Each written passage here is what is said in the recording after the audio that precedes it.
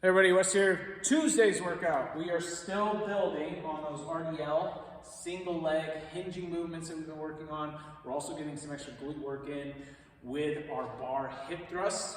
It's a new movement we're going to be doing today. And then in the workout, lots of deadlifts, lots of jumping, and lots of push-ups.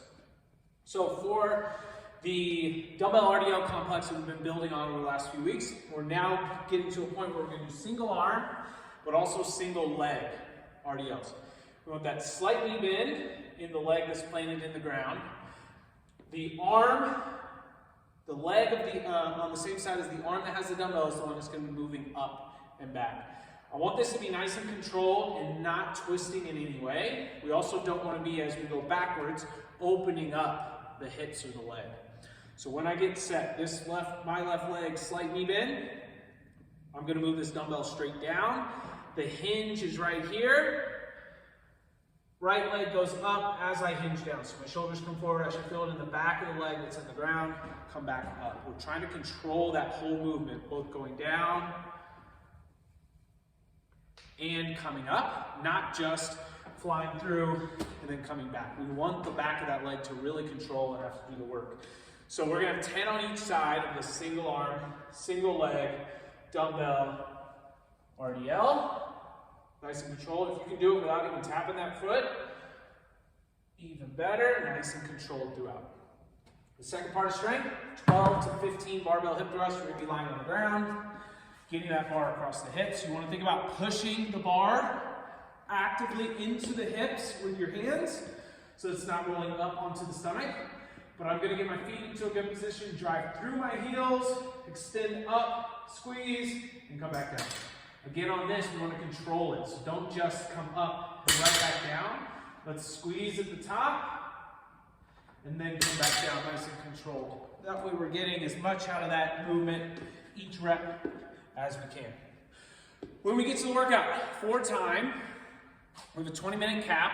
You're going through an ascending number of reps and some difficulty on the push-ups is going to change, but you start with 5 deadlifts, 10 box jumps at a higher box, and then 15 dumbbell deficit push-ups. You then go 10 deadlifts, 20 box jumps, 30 hand release push-ups, 15 deadlifts, 30 box jumps, 45 regular push-ups. So the push-ups are going to go up in number, but difficulty to go down. Deadlift, we want to at least be able to do 5 at a time. So it's 1 set, 2 set, and 3 sets as you go through these rounds. And box jumps, nice and steady throughout. You are going to go up in number each time. So if we need to change the height or change our steps, we can. I do want to show dumbbell deficit push-up. If we can't get our chest to the ground on our regular push-ups, there's no need for us to add this deficit. So the goal here is if you're already having feet on our chest hit the ground on your regular push-ups and you feel pretty good about your hand release, we can then add the dumbbell deficit. Even if this is from the knees, you can, but we still want to be able to get the chest to the ground. There's no real reason, unless you had a wrist issue where you wanted to hold these dumbbells, that we need to add the deficit otherwise. So getting set, I want to think about that chest coming in between the dumbbells, and then back up. That would be our deficit. Same thing from the knee.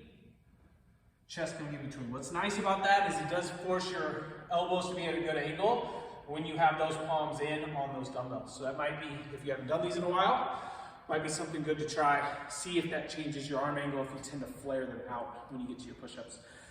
It's going to be a long workout. Make sure you stay nice and steady on the box jumps. Make sure you break up push-ups early. Know yourself. You don't want to totally wear yourself out on those push-ups because we got a lot more coming through the rest of the rounds. Okay? Have fun. Long workout. But what's nice is you get to pair deadlifts with push-ups. And it's not really those same muscles working, so you should be able to move pretty good throughout. All right, see everybody on Tuesday.